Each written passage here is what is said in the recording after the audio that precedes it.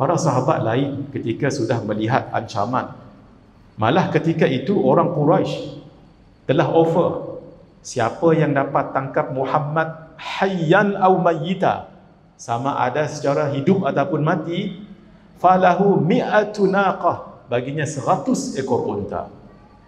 Satu ekor unta tu macam Mercedes taman kita ni, ataupun kereta yang mahal. Ini 100 ekor, siapa tak mau? Sallallahu ala Muhammad, sallallahu ala Muhammad, sallallahu ala Muhammad, sallallahu ala. Bismillahirrahmanirrahim. Khairu ma uhyikum bihi tahiyyatan Islam wa tahiyyatan Islam assalam. Assalamualaikum warahmatullahi wabarakatuh. Wa marhaban bi wasiyati Rasulillah sallallahu alaihi wa alihi wa sahbihi wa baraka wa sallam ila hadratin Nabi al-Mustafa Rasulillah sallallahu alaihi wa alihi wa sahbihi wa baraka wa sallam wa ila kafatil anbiya'i wal mursalin wal malaikatil muqarrabin wa ila alihi at-tayyibin at-tahirin wa ashabihi al-akramin والتابعين وتابعيهم وإلى جميع أولياء الله الصالحين والشهداء والعلماء والفقهاء والمحدثين وإلى سائر مشايخنا ومشايخ مشايخنا وأهل أسانيدنا وسلسلاتنا وإلى أرواح أموات المسلمين وإخواننا الحاضرين والغائبين شيء لله لهم الفاتحة. أعوذ بالله من الشيطان الرجيم. بسم الله الرحمن الرحيم. الحمد لله رب العالمين الرحمن الرحيم مالك يوم الدين إياك نعبد وإياك نستعين اهدنا الصراط المستقيم صراط الذين أنعمت عليهم غير المغضوب عليهم ولا الضالين آمين. بسم الله الرحمن الرحيم. الحمد لله رب العالمين والصلاة والسلام على أشرف الأنبياء والمرسلين وعلى آله وصحبه أجمعين. اللهم افتح علينا حكمتك وانشر علينا من خزائن رحمتك يا أرحم الراحمين. رب اشرح لنا صدورنا ويسر لنا أمورنا واحلل عقدة من ألسنتنا يفقه أقوالنا ولا حول ولا قوة إلا بالله العلي العظيم ولا حول ولا قوة إلا بالله العلي العظيم ولا حول ولا قوة إلا بالله العلي العظيم. اللهم انفعنا بما علمتنا وعلمنا ما ينفعنا وزدنا علما وارزقنا فهما. نسألك فهم النبيين وحفظ المرسلين وإلهام الملائكة المقربين واهدنا بهداية العارفين وانشر علينا من خزائن رحمتك يا أرحم الراحمين. اللهم إنا نسألك علما نافعا ورزقا طيبا وعملا صالحا متقبلا. اللهم اختم لنا بحسن الخاتمة ولا تختم علينا بسوء الخاتمة. وصلى الله على سيدنا محمد وعلى آله وصحبه أجمعين والحمد لله رب العالمين.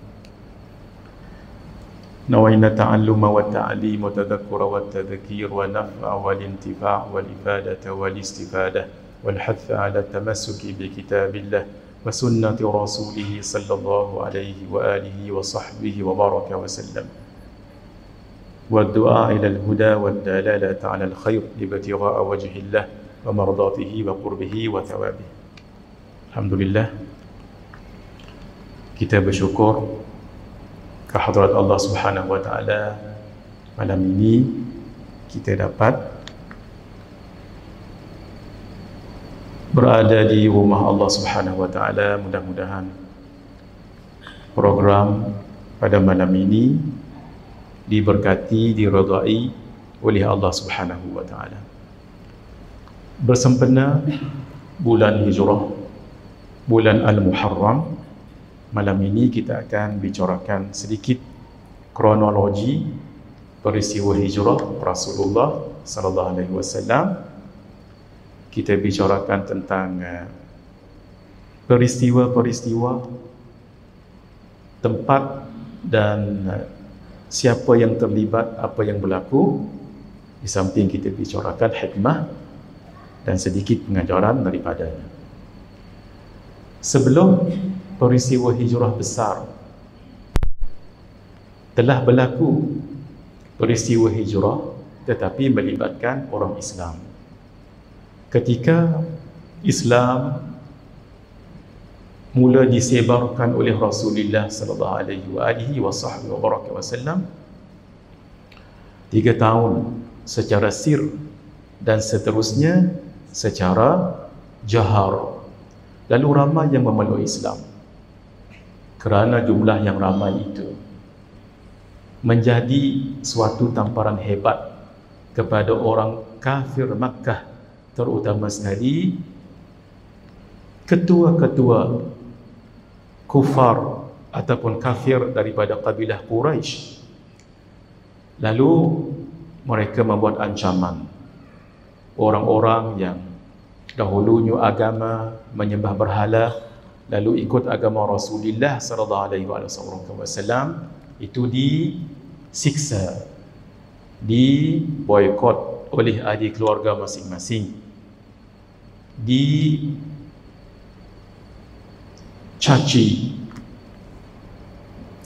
tidak sedikit yang disakiti.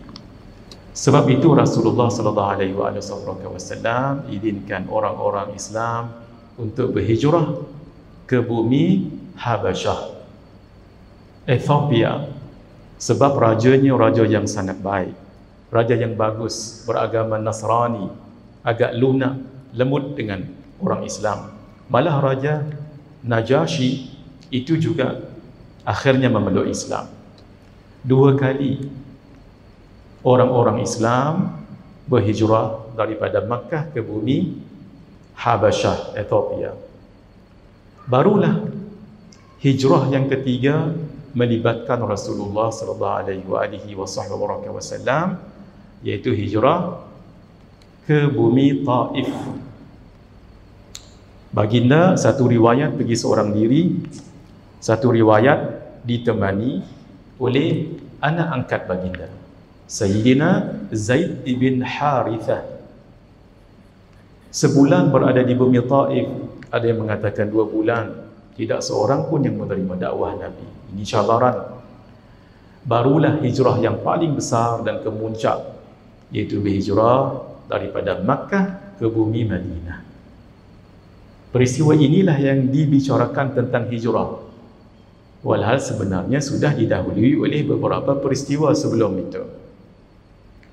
Peristiwa inilah nanti mengubah landscape dakwah baginda Rasulullah sallallahu alaihi wasallam, juga melibatkan berlakunya perkembangan yang sangat baik dan memberi kesan yang besar dalam dakwah kepada orang di bumi Madinah. Dan barakah dakwah ini, hijrah ini, sampailah Islam ke bumi kita, bumi Melayu ini, dan ke seluruh dunia. Sebab itu peristiwa ini peristiwa yang sangat besar, memberi impak yang sangat besar dalam dunia dakwah dan ketemadunan. Ketika baginda berumur 53 tahun, kesan daripada peristiwa ini, orang Islam di Makkah yang Islam ketika itu mereka dipanggil muslimun, sebab mereka orang Islam, dipanggil mukminun ataupun mukminin sebab mereka beriman. Kesan peristiwa hijrah ini, mereka disebut dengan al-muhajirin, orang-orang yang berhijrah. Nak menunjukkan bahawa hijrah itu suatu yang sangat mulia, sehingga orang muhajirin itu disebut dalam Al-Quran pengorbanan mereka itu. Nak tunjuk kenapa mulianya orang muhajirin, kerana hijrah dalam arti kata hijrah hissi, yang nampak satu tempat ke satu tempat, ataupun hijrah ma'nawi, dari segi perasaan, dari segi iman, daripada kafir kepada beriman, daripada orang yang ghaflah kepada orang yang ingat zikir kepada Allah. Itu mulianya hijrah. Sebagaimana mulianya orang biasa di Makkah kerana peristiwa hijrah dipanggil muhajirin, orang Aus dengan Khazraj, penduduk asal bumi Madinah, juga kerana peristiwa hijrah mereka itu menjadi mulia kerana nama mereka itu bertukar menjadi Ansar, iaitu orang yang menolong. Di sini juga mulianya menolong orang, kerana orang Aus dengan Khazraj kerana menolong orang muhajirin, maka mereka sampai sekarang, sampai hari kiamat disebut sebagai Ansar.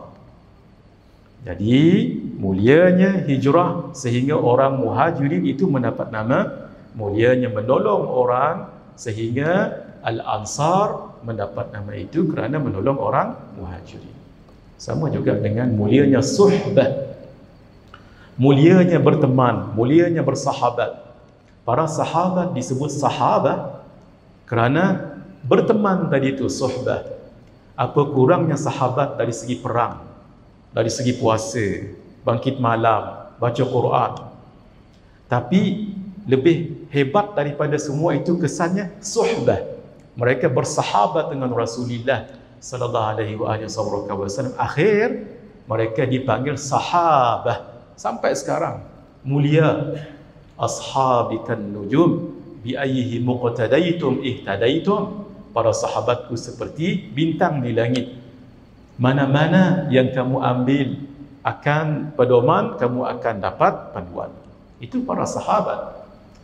Mulianya mereka kerana suhbah dengan Rasulullah sallallahu alaihi wasallam. Jadi kita kalau nak mulia, kena suhbah dengan orang yang mulia. Bagi tahu padaku siapa temanmu, saya akan bagi tahu bagaimana perangai kamu. Begitu, bagi tahu saya apa yang kamu baca, I will tell you who you are. Sebab apa yang dibaca, apa yang dia kawan, itu sangat memberi kesan kepada rakan, kepada orang, kepada siapa yang membaca. Inilah dia peristiwa yang kita nak bicarakan, iaitu sekitar Makkah pergi ke Al-Madinah. Gambaran keseluruhan peristiwa ini mengambil masa 15 hari. Ada 3 tempat yang besar. Daripada Makkah pergi ke Quba, barulah masuk ke bumi Al-Madinah. Inilah dia. Jalan biasa kalau daripada Makkah ke bumi Madinah yang warna orange tu. Itu jalan biasa. Tapi atas kebijaksanaan Rasulullah sallallahu alaihi wasallam dan strategi hijrah, yang peristiwa hijrah ini bukan spontaneously, tapi datang wahyu daripada Allah dan berstrategi. Akhirnya Nabi dan Sayyidina Abu Bakar menyewa seorang yang bukan Islam pun, tapi sangat pakar dalam perjalanan padang pasir, iaitu Abdullah ibn Urayqit, nanti yang akan bawa perjalanan ini. Jalan yang diikuti yang warna ungu tu, dia zigzag. Nanti kita akan bicarakan. Bermula daripada Makkah dan tak terus pergi ke Madinah, tapi pergi ke bawah selatan, ke Yaman, untuk berada di Gua Thur yang berada di Bukit Thur. Kemudian singgah di Khemah Ummu Ma'bad. Ini ada cerita-cerita dekat sini. Barulah meneruskan perjalanan sampai ke Quba, lalu sampai ke bumi Al-Madinah. Semua ini berlaku dalam 15 hari, bermula pada 27 Safar. 3 hari berada di Gua Thur, barulah turun dan meneruskan perjalanan darat pada 1 Rabiul Awal, 8 hari 8 malam, barulah sampai ke Quba. Berada di Quba selama 4 malam 4 hari, barulah bertolak masuk ke bumi Al-Madinah. Semuanya mengambil masa 15 hari. Inilah dia peristiwa yang sangat besar yang menjadi pedoman sampai sekarang kita bicarakan. Perkara yang telah berlaku dibicarakan sekarang untuk manfaat akan datang. Sebab itu manusia itu dalam kehidupan akan mengalami 3 dimensi waktu. 1, masa lalu. 2, sekarang. 3, akan datang. Masa lalu, itulah dia kenangan, pengalaman, sesuatu yang sudah berlaku. Masa sekarang, inilah dia kenyataan, reality. Dan masa akan datang, itu adalah suatu harapan dan cita-cita. Orang yang baik, dia belajar, mengambil iktibar daripada peristiwa yang berlaku dahulu, pengalaman, untuk dijadikan panduan menjalani hari ini dan sebagai persiapan merencanakan hari akan datang, hari muka. Sehingga hari ini lebih baik baginya daripada semalam dan esok lebih baik daripada hari ini. Itu orang Islam, orang mukmin yang cemerlang. Setiap hari ada pertambahan kebaikan. Begitu juga kita cerita perkara yang sudah berlaku, hijrah. Malam ini kita bicarakan untuk kita tahu fakta dan kenyataan peristiwa. Mudah-mudahan esok dan seterusnya kita jadi orang yang baik, mengambil iktibar daripada peristiwa ini. Paling kurang ada 2 peristiwa besar berlaku sebelum peristiwa hijrah. Satu, orang Madinah datang ke bumi Makkah, berbai'ah, berjanji untuk masuk Islam dan memberi kesetiaan kepada Rasulullah sallallahu alaihi wasallam di satu tempat namanya Aqabah. Tuan-tuan yang pergi haji kan melontar, ada satu namanya Jamratul Aqabah. Di situlah, tapi yang 300 meter daripada situ. Pada tahun ke-12 kenabian, bermaksud 12 tahun dah Nabi jadi Nabi sallallahu alaihi wasallam, ada 12 orang lelaki datang ke Aqabah tadi di Makkah dekat Mina. Mereka berasal daripada Yathrib. Ketika itu belum lagi nama Madinah. Yathrib maksudnya buruk, maksudnya hodoh, maksudnya jelek, yang nanti ketika Nabi hadir, Yathrib itu bertukar menjadi Madinah bandar, tambah lagi Al-Munawwarah yang bercahaya dengan hidayah, bercahaya dengan iman. Lalu untuk membimbing mereka, sebab mereka patah balik ke Yathrib, Nabi hantar seorang pemuda, Sayyidina Mus'ab ibn Umair, ke Yathrib. Di sini pentingnya, pemuda syababul yaum rijalul ghad, pemuda waktu sekarang itu diharapkan jadi pemimpin pada masa akan datang.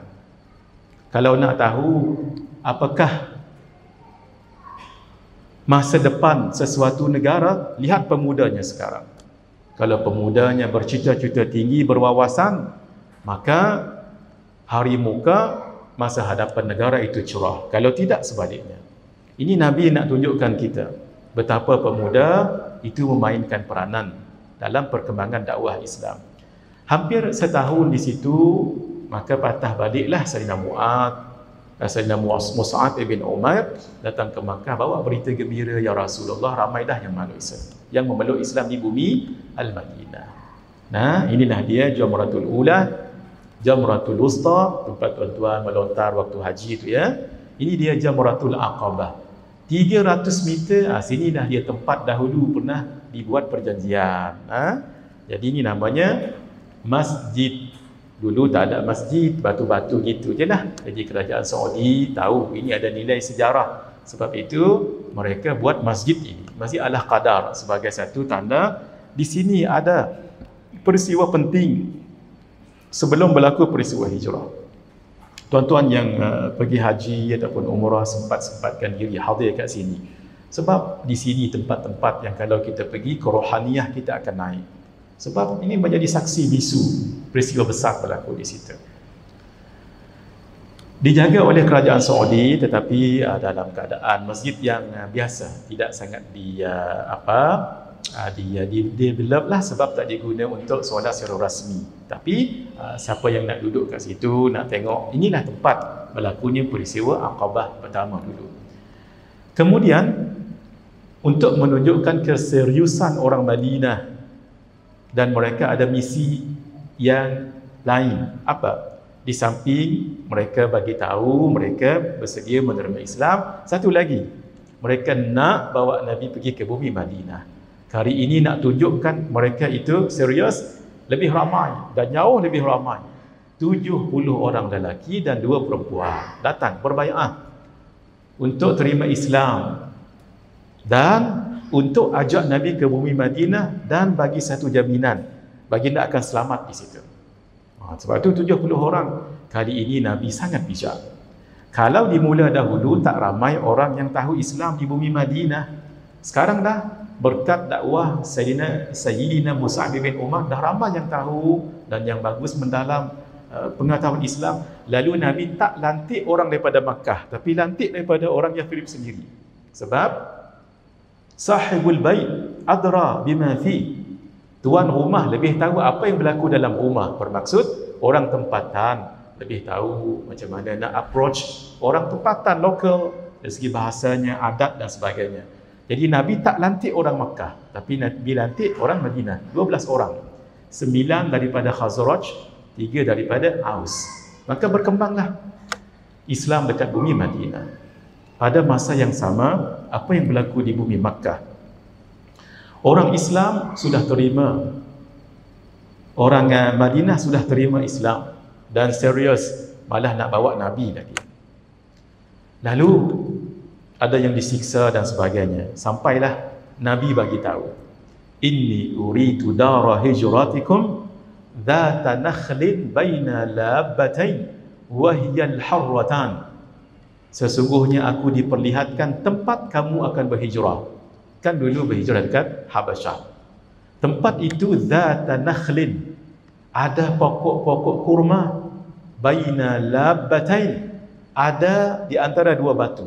Dua batu ini menunjukkan dua gunung, wahiyal harratan, gunung yang warna hitam. Memang kalau tuan-tuan tengok peta di Madinah, memang antara dua batu, dua bukit besar, yang warna hitam. Itu adalah bahasa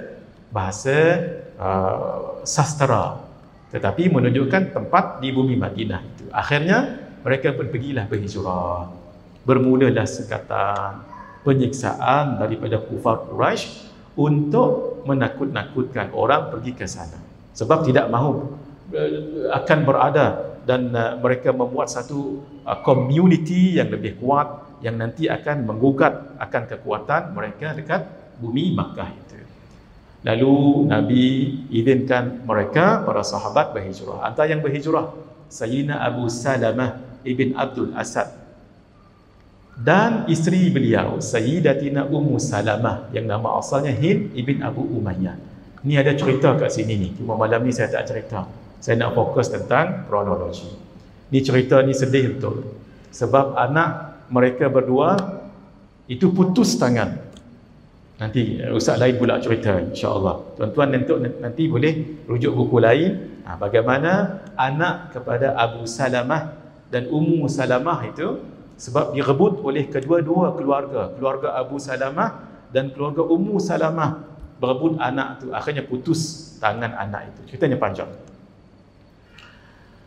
Sayyidina Amir ibn Rabi'ah dan isterinya Laila, Sayyidina Abdullah ibn Jahash, para sahabat lain juga, Sayyidina Umar ibn Al-Khattab radhiyallahu ta'ala anhu, Sayyidina Zaid ibn Ayyash ibn Abi Rabi'ah, demikian Suhaib yang lain-lain, ada ceritanya.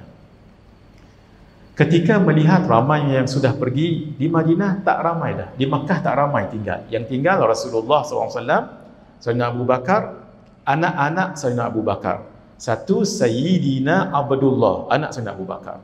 Kemudian Sayyidatina Aisyah dan kakak beliau Sayyidatina Asma. Kemudian beberapa orang yang lain termasuk Sayyidina Ali radhiyallahu ta'ala anhu wa karramallahu wajhah. Ketika Sayyidina Abu Bakar melihat ramai yang berhijrah, wa tajahhaza Abu Bakrin muhajira. Sayyidina Abu Bakar nak juga pergi berhijrah. Lalu Nabi katakan, ala rislik, bertenang wahai Abu Bakar, fa inni arju an yu'dhana li, saya mengharapkan saya juga diizinkan berhijrah. Ini satu pengajaran dalam kehidupan Rasulullah dan kita semua untuk iktibar. Para sahabat lain ketika sudah melihat ancaman, malah ketika itu orang Quraisy telah offer, siapa yang dapat tangkap Muhammad hayyan aw mayyita, sama ada secara hidup ataupun mati, falahu mi'atu naqah, baginya 100 ekor unta. Satu ekor unta tu macam Mercedes taman kita ni, ataupun kereta yang mahal. Ini 100 ekor, siapa tak mau? Sampai sahabat kata, ya Rasulullah, tuan pergi dah, sebab nyawa tuan terancam. Nabi kata, tak, kamu yang pergi. Yang dicari saya, bukan kamu. Ini pemimpin yang unggul. Tambah lagi, baginda tidak berbicara, tidak buat sesuatu melainkan dengan wahyu. Wa ma yantiqu 'anil hawa in huwa illa wahyun yuha. Tidaklah baginda berbicara melainkan dengan wahyu. Menunggu izin. Itu. Apa-apa yang Nabi buat itu menunggu wahyu Allah. Bila Sayyidina Abu Bakar dengar, awatarjuhu bi abi anta, Tuhan mengharapkan itu wahai Rasulullah. Nabi mengatakan, "Na'am, ya, suka Sayyidina Abu Bakar." Sebab siapa lagi yang ada di bumi Makkah itu melainkan yang sebaya hampir dengan Nabi, beliau. Bermakna beliau ada harapan untuk berteman, menjadi teman Rasulullah sallallahu alaihi wasallam. Ini Sayyidina Abu Bakar ni, nah kalau dalam keadaan krusial sebegini, siapa nak menemankan Nabi? Sebab siapa yang temankan Nabi, dua aja. Kalau tidak destroy, kill. Dia akan dia sakiti, akan dia dia siksa ataupun dibunuh. Tapi Sayyidina Abu Bakar iman, mau, sebab ini bermakna satu kemuliaan. Fahabasa Abu Bakr nafsahu ala Nabi sallallahu alaihi wa alihi wa sallam li suhbatihi. Sayyidina Abu Bakar pun sabar, tahan dirinya, mudah-mudahan dapat menemani Rasulullah sallallahu alaihi wasallam. Wa ala farahilataini kanata indahu waraqas samur 4 ashhur. Mulalah beliau sediakan 2 unta yang setiap hari dibagi makan daun samur. Daun samur ni antara daun yang terbaik untuk 2 ekor unta ini. Selama 4 bulan beliau bersiap. Bermakna peristiwa hijrah ini penuh dengan perancangan dan penuh dengan taktik, bukan begitu sahaja. Nabi lihat Sayyidina Abu Bakar bersungguh sehingga baginda mengatakan, "La ta'jal, jangan tergesa-gesa wahai Abu Bakar, la'allallah yaj'alu laka sahiba." Mudah-mudahan Allah jadikan kamu peneman saya. Tokoh kufar Quraisy ketika itu dah jadi macam menggelabah. Makin ramai orang yang berhijrah dan ramai yang memeluk Islam. Lalu apa yang kita nak buat kepada pemimpin orang Islam ini? Muhammad ini nak buat macam mana? Akhir mereka buat surat jemputan untuk ketua-ketua kabilah. Quraisy ini, tuan-tuan, itu Quraisy itu satu kabilah. Itu merujuk kepada Fihr. Fihr ni datuk Nabi. Datuk Nabi ke atas. Sayyidina Muhammad bin Abdullah bin Abdul Muttalib bin Hashim bin Abdi Manaf bin Qusay bin Kilab ibn Murrah bin Ka'b bin Lu'ay bin Ghalib bin Fihrin. Fihrin ini. Fihrin inilah yang digelar dengan Quraisy. Oleh kerana Fihr ini banyak anak-anak keturunan, itu yang disebut Bani. Bani maksudnya anak-anak, the sons of Quraisy, itu namanya Bani Quraisy. Dalam Bani Quraisy ada yang bukan Islam, banyak yang bukan Islam ketika itu, ada yang Islam. Yang Islam daripada Bani Abdi Manaf, keturunan Rasulullah SAW, Hashim yang lain-lain. Jadi mereka nak buat apa? Lalu berkumpul di dewan namanya Darun Nadwah. Ini tempatnya dah tak ada, tapi inilah dia bekas dulu yang dikatakan tempat mereka bermesyuarat. Dijemput ketua-ketua yang hadir. Siapa yang tak dijemput tak boleh hadir. Paling kurang yang hadir ada 12 kabilah ketika itu. Utbah ibn Rabi'ah, Syaibah ibn Rabi'ah, Abu Sufyan waktu itu belum Islam, Ta'imah bin Ali, Jubair bin Mut'im bin Ali, Al-Harith bin Amir bin Nawfal, An-Nadar ibn Harith, Abu Al-Bukhtari ibn Hisham, Zam'ah ibn Al-Aswad, Hakim ibn Hizam, ni paling terkenal, Abu Jahal bin Hisham, Umayyah bin Khalaf. Itu ketua-ketua mereka ketika itu. Bila nak mula mesyuarat, tiba-tiba ada seorang orang tua di tepi pintu tu masuk mai sekali. Mani Syekh? Hang siapa? Syekh tu hang siapa? Mani Syekh? Dia kata, ana Syekhun min Najd. Saya daripada Najd, dia kata. Dengan pakaian orang Arab Najd. Kopiah ada toilasan ke atas tu. Itu sebenarnya adalah iblis yang menjelma menjadi lelaki. Saya dengar hari ini ada mesyuarat, jadi saya ingat nak join jugalah, mana nak tahu boleh bagi sumbangan idea dan sebagainya. Jadi orang tengok ni bukan mana-mana, bukan kabilah mana-mana, tapi tengok macam kemah orang ni. Tak apa, boleh join sekali mesyuarat. Apa kita nak buat ini? Ada seorang dikatakan Umayyah, kita tahan Nabi, masuk dalam penjara. Kata iblis tadi, la, Dia tak setujulah. Kalau kita tahan, kata Umayyah tadi tu, ataupun pemimpin lain, kita tahan Nabi masuk dalam penjara seperti mana kita penjarakan penyair yang namanya Zuhair dengan Nabirah. Kedua-duanya mati dalam penjara ketika itu. Kita nak buat benda yang sama. Kata Iblis, tak. Saya rasa tak berapa nak elok. Sebab kalau pengikut-pengikut Muhammad tahu yang baginda ada dalam penjara, mereka celapak mai dan mereka robohkan penjara, keluarkan Nabi, mereka lawan kita pula. Habis. Yang lain pula, kita buang daerah, kita asingkan Nabi, isolate, jangan duduk kat Mekah, pergi hantar mana-mana, tak apa. Kata Iblis, la, tak. Kalau kita buang tang mana-mana, bukankah Muhammad itu banyak muhibbin, banyak orang yang suka, mereka akan ambil dan buh tempat mereka, dan mereka akan buat community yang lebih kuat, akan serang kita. Abu Jahal bagi satu idea yang sangat crucial, kita bunuh Muhammad. Terkejut semua orang. Lagu mana? Macam mana? An na'khudha min kulli qabilatin fatan syaban. Setiap kabilah kita ambil seorang pemuda yang gagah berani. Wa an na'tiya wa an nu'tiya kulla wahidin minhum sayfan sarima. Setiap orang tadi itu kita bagi satu pedang yang tajam. Ni konspirasi, tak buat lagi. Fayadribunahu darbata rajulin wahid. Lalu mereka pergi jumpa dengan Nabi dalam masa yang sama. Mereka tetak ataupun mereka bunuh Nabi.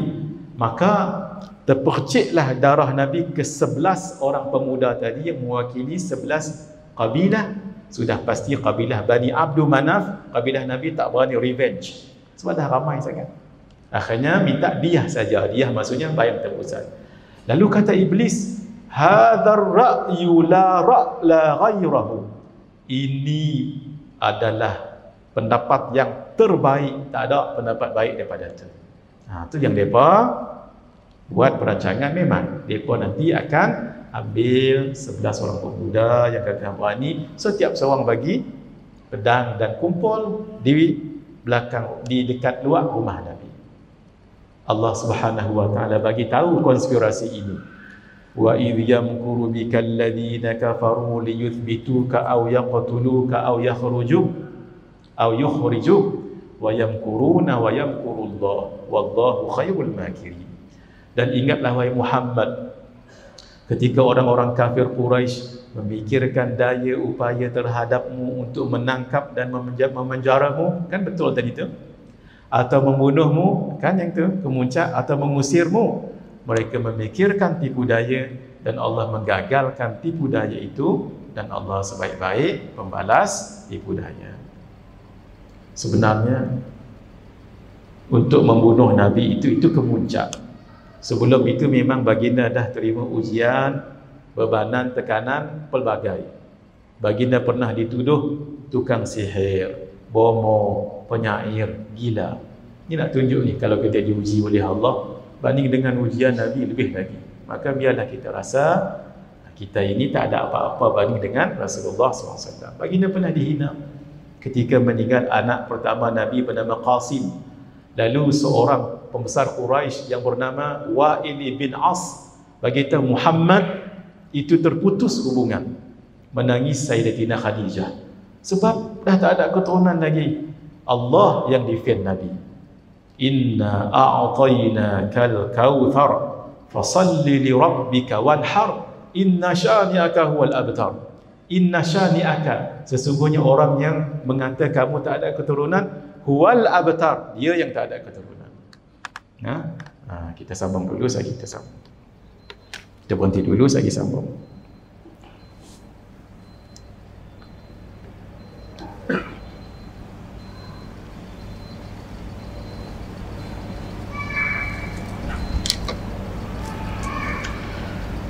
Bismillahirrahmanirrahim.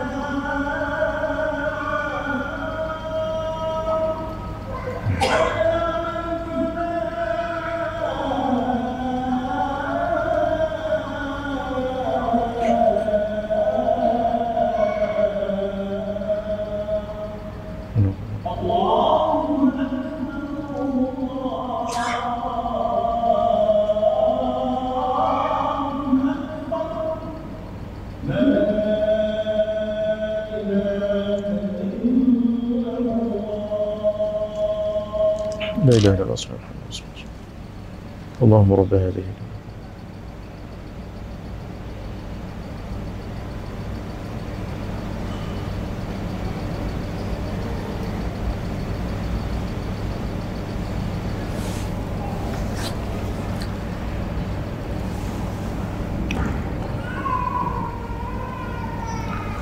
Bismillahirrahmanirrahim. Nabi ketika solat dan ketika baca Quran ada yang menyanyi. Ini mereka nak hina Nabi. Ada yang dakwa Quran itu bukan daripada Allah, daripada mimpi Rasulullah sallallahu alaihi wasallam. Dan Nabi yang cipta sendiri. Dan ini ajaran manusia, katanya daripada Bahira ataupun Buhaira. Kalau Nabi nak solat mereka halang. Malah Nabi disakiti, antaranya Ubay bin Khalaf, dihancurnya, dipukulnya tulang-tulang, dekat mana angin tu kena Nabi, dilepaskannya, jadi habuk-habuk tulang tu kena kat muka Nabi. Ini satu penghinaan. Umayyah bin Khalaf mengumpat, mencela setiap kali lihat Nabi sallallahu alaihi wasallam. Ada yang lempar isi perut kambing ketika Nabi solat. Kita tak ada sampai tahap tu. Ada yang masukkan bangkai ke dalam periuk ketika Nabi masak. Ini nak tunjuk hadirin, kalau kita diuji, ini Nabi lebih lagi diuji. Ada yang mengasari tubuh Nabi, ada yang halang orang Islam lain yang nak dengar Quran dan mengaji dengan Rasulullah, dihalang, diusir.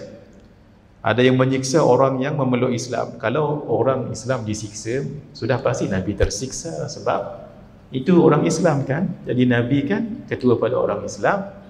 Dan antara kemuncaknya, orang Islam diboikot di lembah Bani Abi Talib.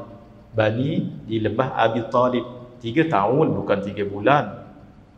Sehingga tak boleh untuk dapat supply makanan, pakaian, tak boleh kahwin.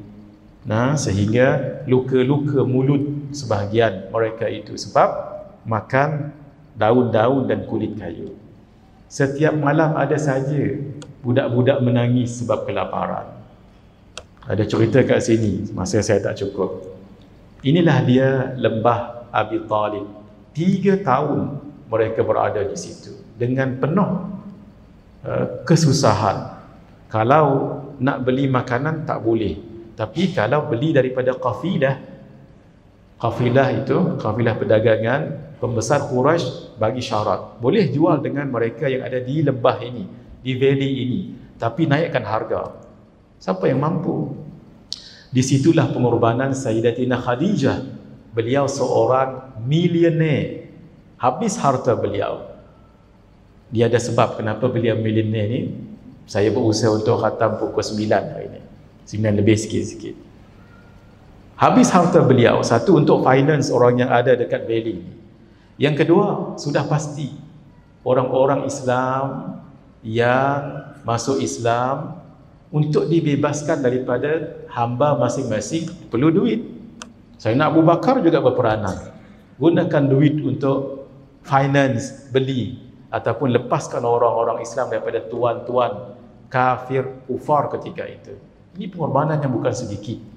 Ini gambar-gambar lama dulu yang merujuk kepada tempat valley tadi itu. Ini yang terbaru. Tuan-tuan tahu tempat Nabi lahir. library itu, itulah dia. Dulu kawasan ini, di sinilah 3 tahun mereka diboikot. Lalu kemuncak adalah dibunuh Rasulullah sallallahu alaihi wasallam. Bukankah Nabi menunggu perintah hijrah? Datang perintah hijrah kepada Rasulullah sallallahu alaihi wasallam. Lalu di sinilah rumah Nabi, baginda pergi ke rumah Sayyidina Abu Bakar di sini. Ini sini rumah Sayyidina Abu Bakar. Nah, rumah Sayyidina Abu Bakar sekarang tempat tu dah jadi Hotel Hilton. Nah, tempat tingkat 4 tu, di situlah dia. Jadi ini tapak. Rumah dah tak ada, tapi tapak tu supaya tuan-tuan tahu, oh di sini dulu Nabi pernah jumpa Sayyidina Abu Bakar. Nabi selalu pergi rumah Sayyidina Abu Bakar. Memang ayah mentua, sebab anak beliau adalah Ummina Sayyidatina Aisyah. Tapi selalu pergi pada 2 waktu, pagi ataupun petang. Tapi ketika Nabi diperintahkan Allah, maka Nabi tak pergi pada waktu pagi atau petang, tapi pergi pada waktu tengah hari dalam keadaan menutup muka. Sebab waktu tu sudah ada satu offer, siapa yang dapat tangkap Nabi akan dibagi 100 ekor unta. Ketika waktu tengah hari itu Nabi datang, Sayyidina Abu Bakar realize ini bukan perkara kecil ni. Betul. Akhirnya masuk ke rumah Sayyidina Abu Bakar, minta izin. Nabi pun bagi tahu, boleh tak yang lain ni boleh tak keluar dulu. Nabi minta izin sebab Nabi ingat orang lain ataupun takut-takut yang nak dibagi tahu ni diketahui oleh orang lain. Sayyidina Abu Bakar convince, ya Rasulullah, semua ni keluarga saya, jadi tak ada nak ada risau. Lalu Nabi bagi tahu, wahai Abu Bakar, fa inni qad udhina li fil khuruj, saya telah diizinkan oleh Allah untuk berhijrah. Suka Sayyidina Abu Bakar. Fakhudh bi abi anta ya Rasulullah ihda rahilatain hatain. Ya Rasulullah, ambil unta ni, memang saya dah sedia dah 2 ekor. Tuan pilih mana-mana satu tak apa. Nabi bukan seorang yang opportunist. Nabi kata, ya saya setuju ambil, tapi bisaman. Bisaman maksudnya saya ambil tapi saya beli, bukan saya ambil untuk saja-saja gitu. Ini tuan-tuan nak ajak kita. Kalau orang buat baik kat kita, ucap terima kasih dah tapi jangan kita ambil peluang. Contoh, orang ajak kita naik kereta 5 orang, dia pemandu pasal dia yang punya kereta. Jadi bila dalam musafir tu kita pun faham sajalah. Oleh kerana kita tumpang kereta orang, pandai-pandailah kita siapa yang bayar minyak, siapa yang bayar tol, siapa yang bayar waktu makan R&R nanti. Pandai-pandailah kita.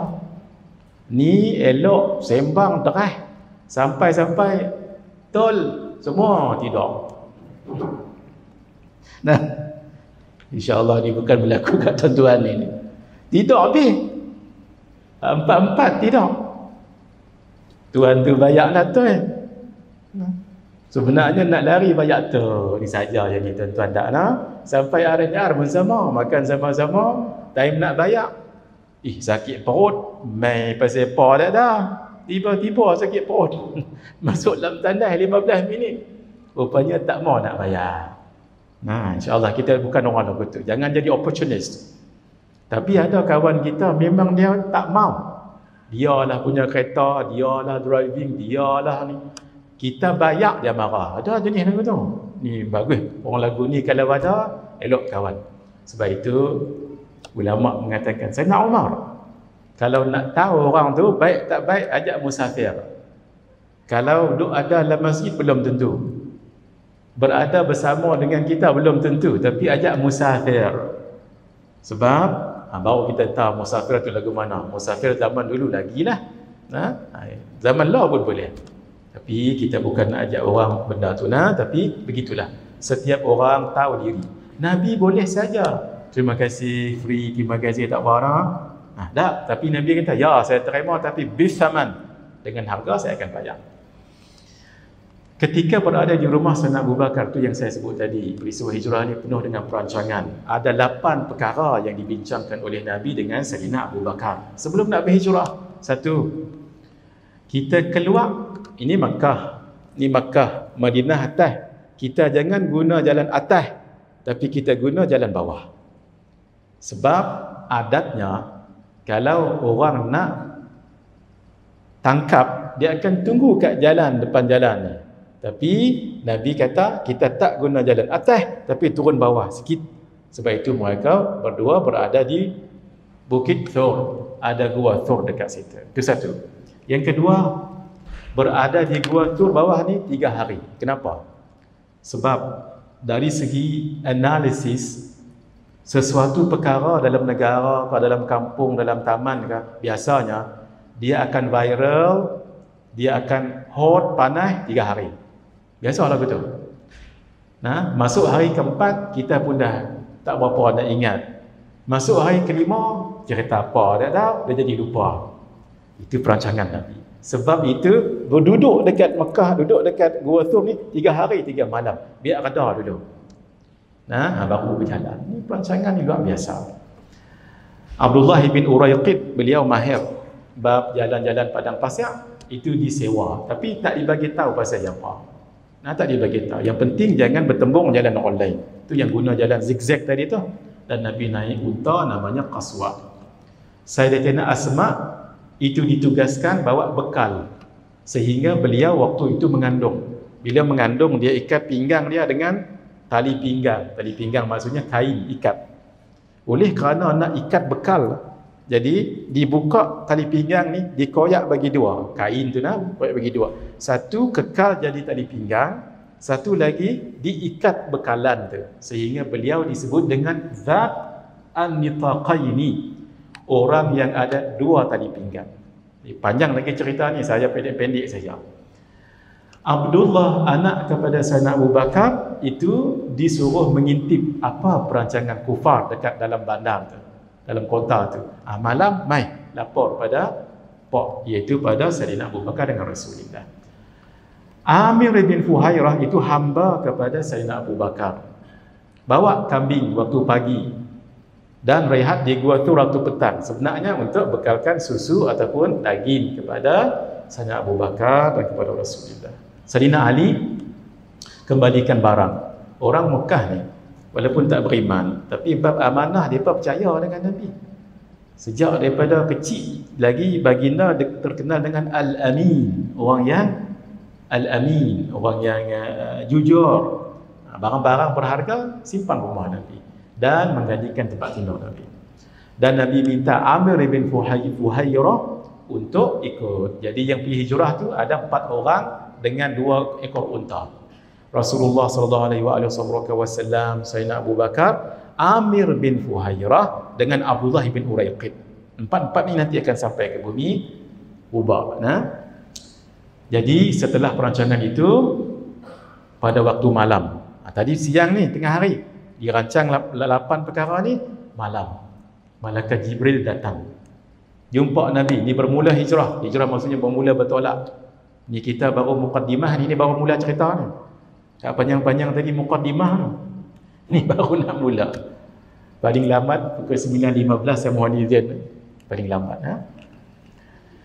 Bagaimana? Pada malam ke-27 tu, hari Jumaat, bertolak. Bertolak ke mana? Bertolak ke rumah Sayyidina Abu Bakar. Tapi malam tu malaikat Jibril mai bagi tahu Nabi, la tabit hadhihi lailata ala firashika alladhi kunta tabitu alai. Malam ni jangan tidur tempat yang kamu biasa tidur. Jangan tidur. Sebab mereka akan datang bunuh. Lalu Nabi bagi tahu, ya Ali, wahai Sayyidina Ali, nim ala firashi wa tasujja bi burdi hadzal khadrami al-akhdar. Tidur di tempat tidur saya. Ambil selimut saya yang berwarna hijau daripada Hadramaut ini, pakai. Fanim fihi, tidur padanya. Fa innahu la yakhlusa ilaika syai'un tukrihuhu minhum. Kamu akan selamat daripada mereka. Ketika Nabi nak keluar daripada rumah, ni baru nak bertolak ke rumah Sayyidina Abu Bakar. Dikatakan Nabi membaca surah Yasin. Yasin wal Qur'anil Hakim sampai وَجَعَلْنَا مِنْ بَيْنِ أَيْدِيهِمْ سَدًّا وَمِنْ خَلْفِهِمْ سَدًّا فَأَغْشَيْنَاهُ فَهُمْ لَا يُبْصِرُونَ. Dikatakan habis lena, habis lebar. Nabi ambil pasal Depa habis terlentok, tidak. Nabi pi seorang-seorang, boh.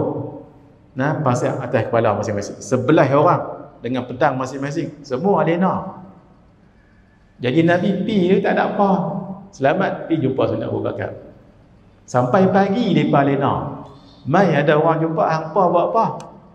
Kita tunggu Muhammad. Khayyabakumullah.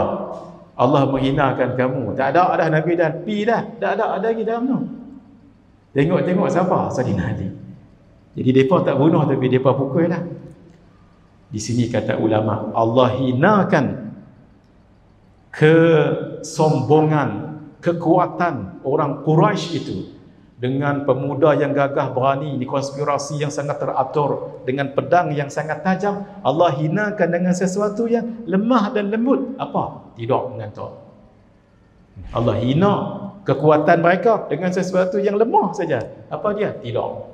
Seperti nanti Allah akan hinakan juga kesombongan mereka. Kenapa? Yang kedua, ketika mereka lalu di pintu gua Thur itu, nah, Allah hinakan kesombongan, kekuatan mereka dengan sesuatu yang lemah sangat-sangat. Apa? Sarang labah-labah. Ini dua kekuatan. Nah, Allah hinakan kesombongan mereka dengan sesuatu yang hina di sisi pandangan manusia, nak tunjuk perancangan Allah. Wa makaru wa makarallah wallahu khairul makir. Itu ada amalan tu untuk mengelak daripada dia zalimi orang. Bacanya wa makaru wa makarallah wallahu khairul makirin. Tapi ada cara bacanya dan bila bacanya. Itu kita ajak tahun depan. Kita nak habisnya dulu. Maka bertolaklah daripada rumah Sayyidina Abu Bakar. Pakai 2 ekor unta. Nah, jadi road yang warna biru tu tuan-tuan, itu daripada rumah Sayyidina Abu Bakar nak sampai ke Gua Thur. Tak keluar lagi ni, baru di bumi Makkah. Naik atas, saya lajukannya, naik atas.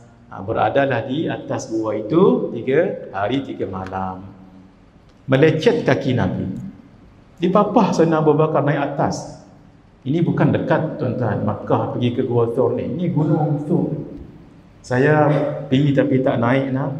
Waktu tu ada seorang ustaz mutawif kami daripada Indonesia. Beliau kata, Ustaz tengok tak kat puncak atas tu?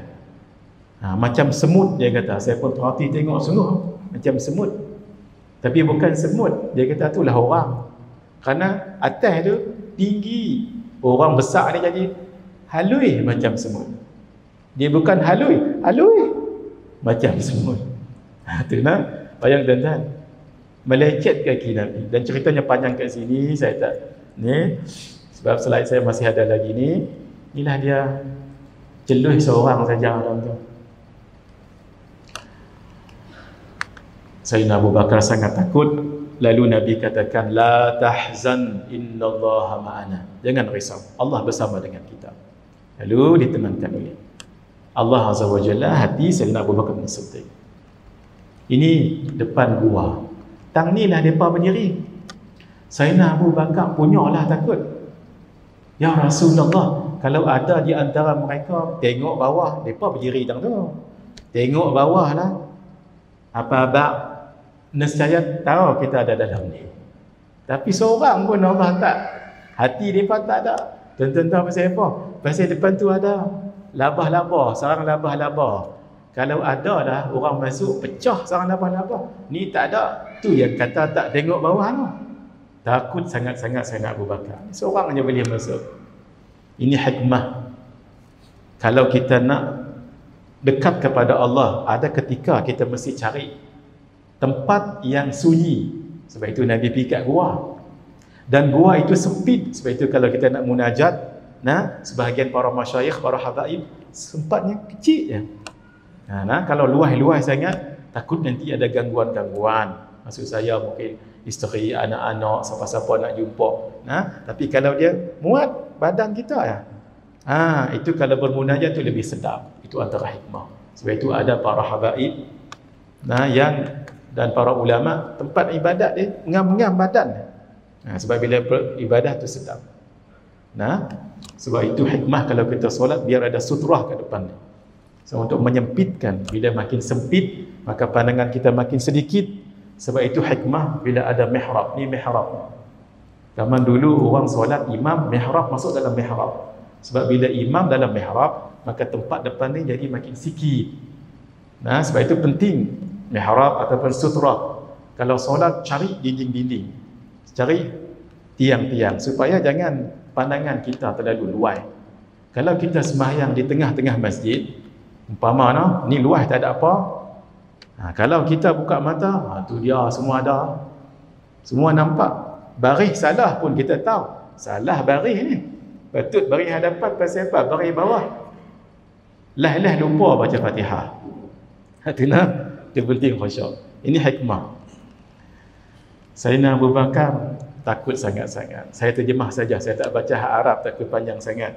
Lalu orang kafir Quraisy bila dah dapat offer tadi, pakat cari Nabi tang mana. Falamma balaghul jabal, ketika mereka jumpa bukit tadi, Bukit Tur tadi, khullita alaihim, mereka pun cari-cari, fasa'adu fil jabal, naik atas bukit, famarru bil ghar, lalu depan gua, fara'au ala babihi nasjal ankabut, ada sarang labah-labah dekat pintu tu. Lalu mereka kata, lau dakhalaha huna, kalau ada orang masuk, lam yakun nasjal ankabuti ala babi, tak ada lah sarang labah-labah ni duk ada tang ni, tak ada lah siapa masuk. Ni Allah hinakan mereka dengan sesuatu yang kecil saja, sarang ankabut, sarang labah-labah besar mana buat mana. Lalu Nabi duduk dekat situ 3 malam. Sayyidina Abu Bakar takut sangat. Lalu Nabi tetapkan, ma dhannuka bithnaini Allahu thalithuhuma, apakah kamu merasa wahai Abu Bakar kita berdua, yang ketiga adalah Allah, maksud Allah yang jaga kita. Sampai Sayyidina Abu Bakar takut sangat, ya Rasulullah innahu la yarana, ya Rasulullah kalau depa tengok bawah tu pasti tengok kita. Nabi katakan, kalla, tidak, inna malaikatan tasturuhu bi ajnihatiha, malaikat tutup kita dengan sayap. Nah, itu satu pandangan. Lalu beradalah di situ 3 hari 3 malam turun. Ini pada 1 Rabiul Awal barulah bermula peristiwa perjalanan itu. Ini bermula pada 1 Rabiul Awal.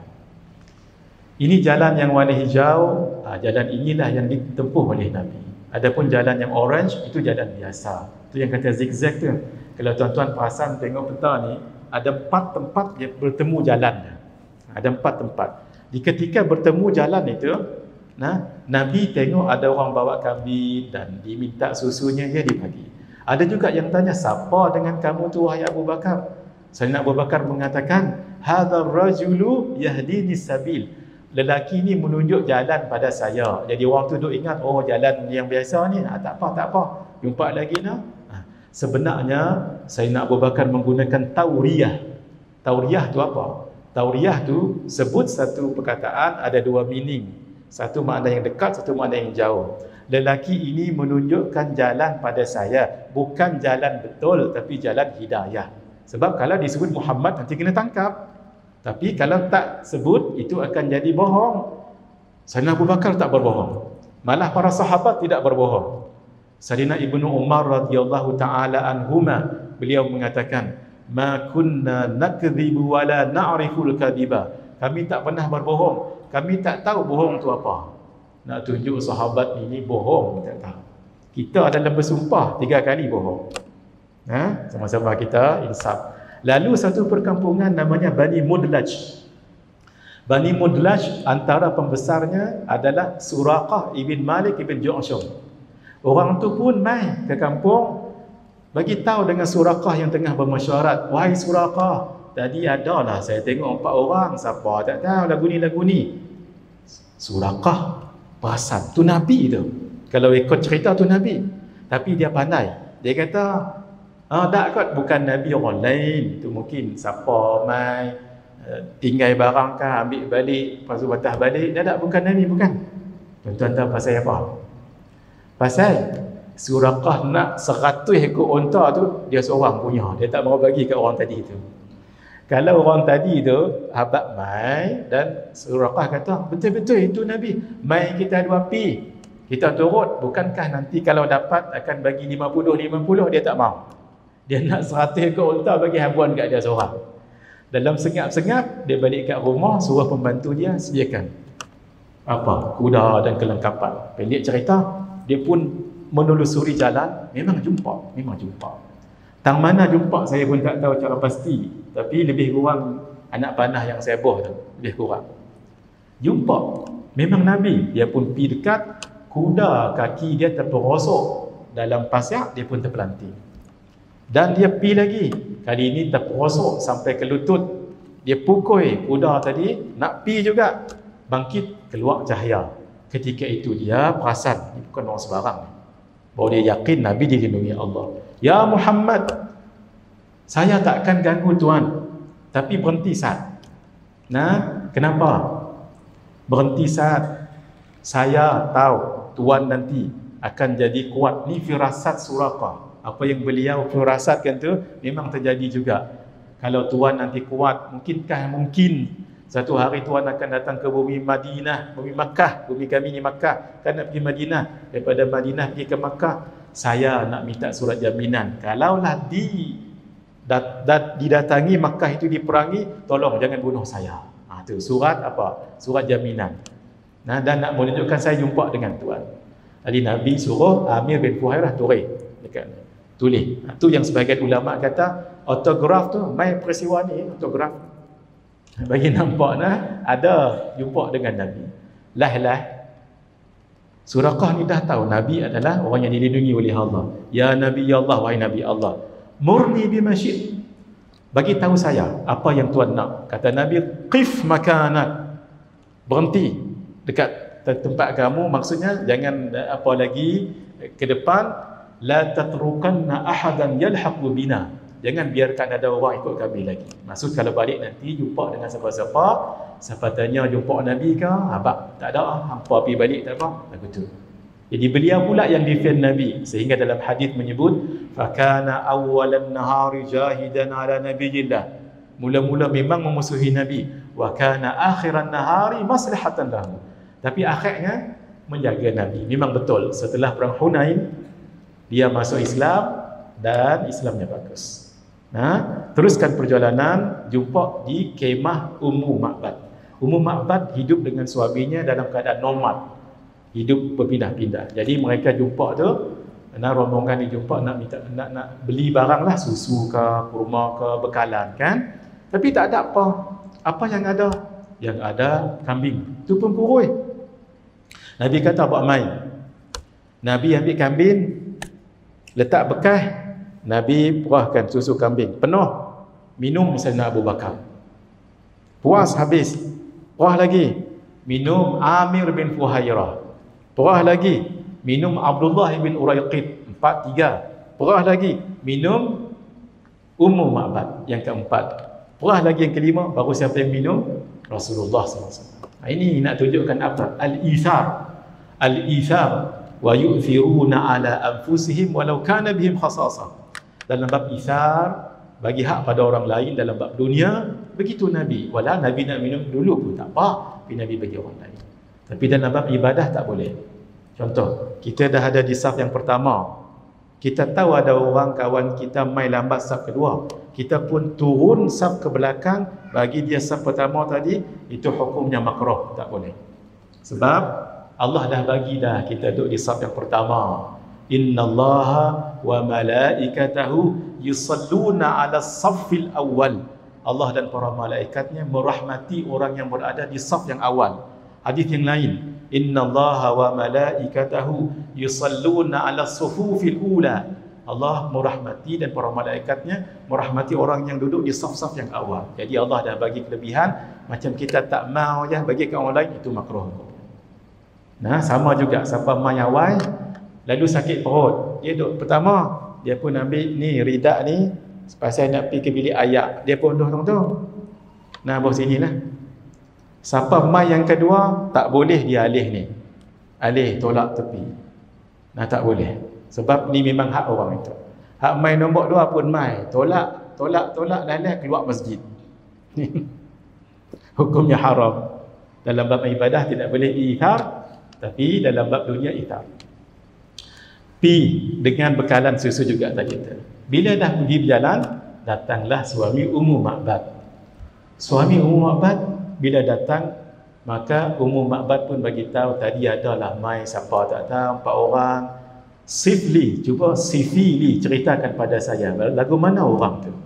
Lalu kata Ummu Ma'bad, ra'aitu rajulan dhahiral wada'ah, aku melihat seorang lelaki tampan berseri, ablajal wajah, wajahnya bersinar, hasanal khalqi, tubuh badannya sangat sempurna, lam ta'ibuhu sajlah, perutnya tidak besar, walam tuzrihi sa'lah, kepalanya tidak kecil, wasimun qasim, wajahnya kacak dan menawan, fi ainaihi da'ij, bola matanya hitam, wa fi ashfarihi wataf, bulu matanya melentik. Kalau kuyu tu maksudnya tak berapa sihat.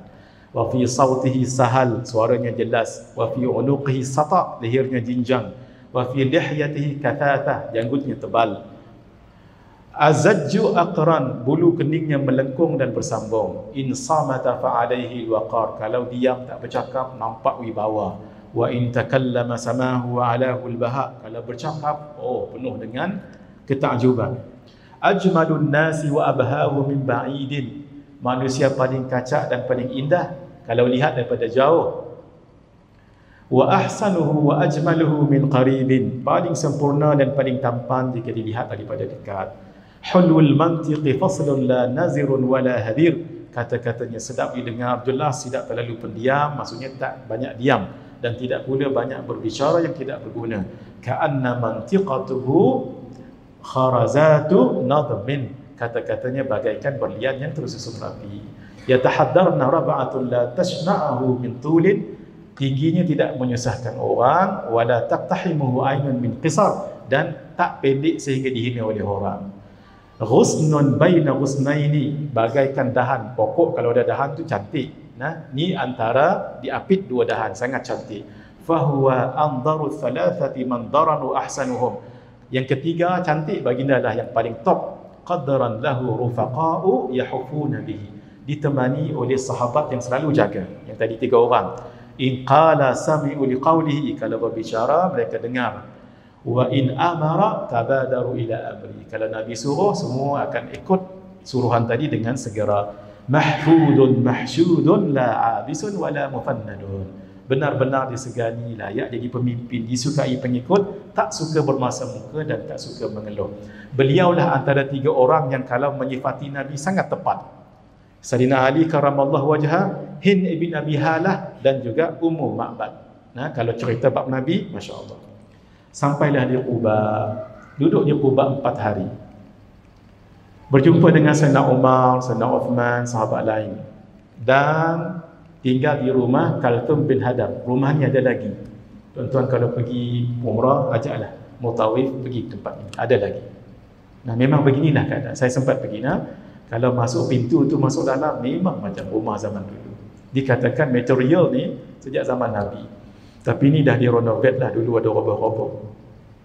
Lah ni Saudi ada juga rancangan untuk meroboh tempat-tempat yang tertentu yang ada nilai sejarah. Kalau tuan-tuan perasan ada tempat tu ditanda X macam ni. Itu kata kawan kami di Makkah, itu mungkin akan dirobohkan. Jadi sebelum meroboh tu tapi sebagainya memang dikekalkan. Nabi pun membina Masjid Quba. Ini Masjid Quba. Masjid ni dah moden dah, dulu tak ada macam ni. Barulah Nabi daripada Quba masuk ke bumi Madinah melalui 3 perkampungan Yahudi, Bani Nadir, Bani Quraidah, Bani Qainuqa. Sayang saya tak ada masa, kalau tak saya syarah lagi. Dan sampai di Bani Najjar.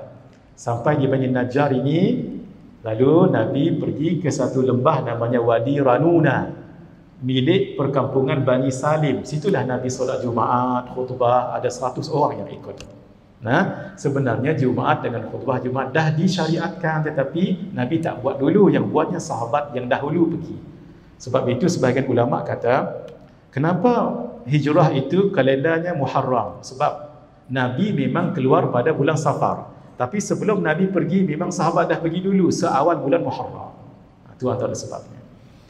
Jadi setelah tu barulah masuk ke Yathrib. Bila masuk ke Yathrib ini, lalu Yathrib waktu tu Madinah belum ada nama lagi dah. Semua ada yang suka tunggu Nabi, ada yang bergendang, tu yang masyhur. Tuan-tuan dengar, tala'al badru alaina min thaniyatil wada' wajaba syukru alaina mada'a lillahi da. Yang ni Thaniyatul Wada' tu nama tempat kat sini.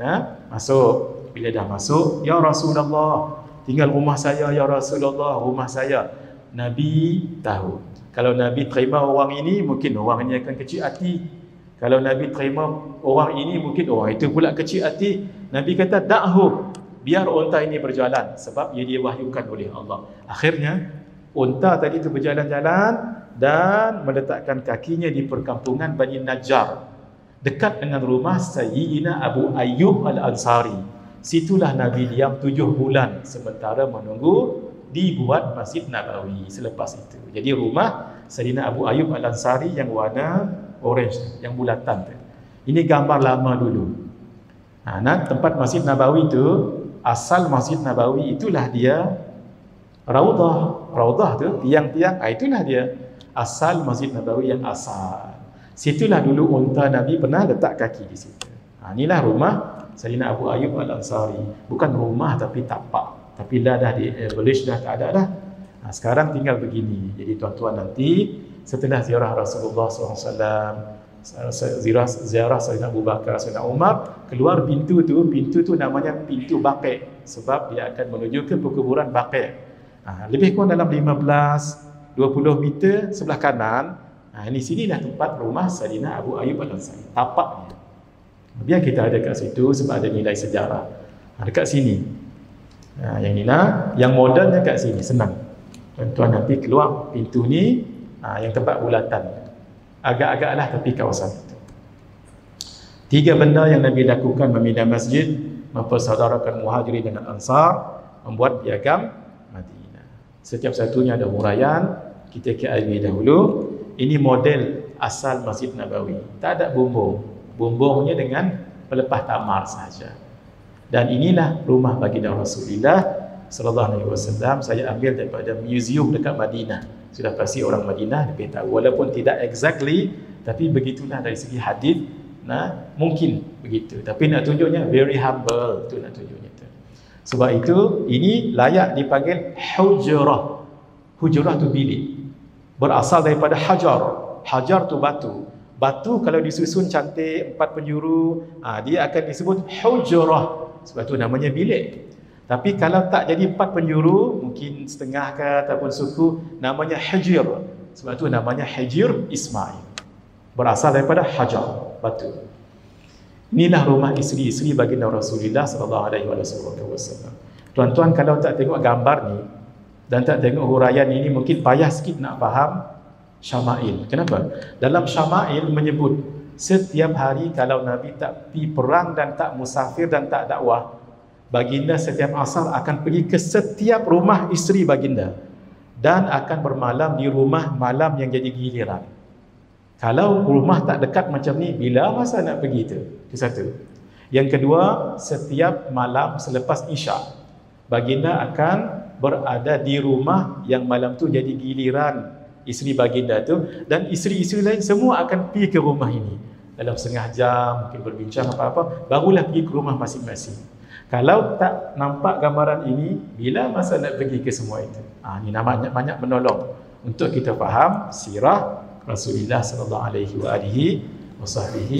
wa baraka wasallam. Inilah rumah Sayyidatina Fatimah, Sayyidatina Aisyah, Sayyidatina Hafsah, Sayyidatina Saudah binti Zam'ah, Sayyidatina Ummu Salamah yang akhirnya jadi isteri Nabi,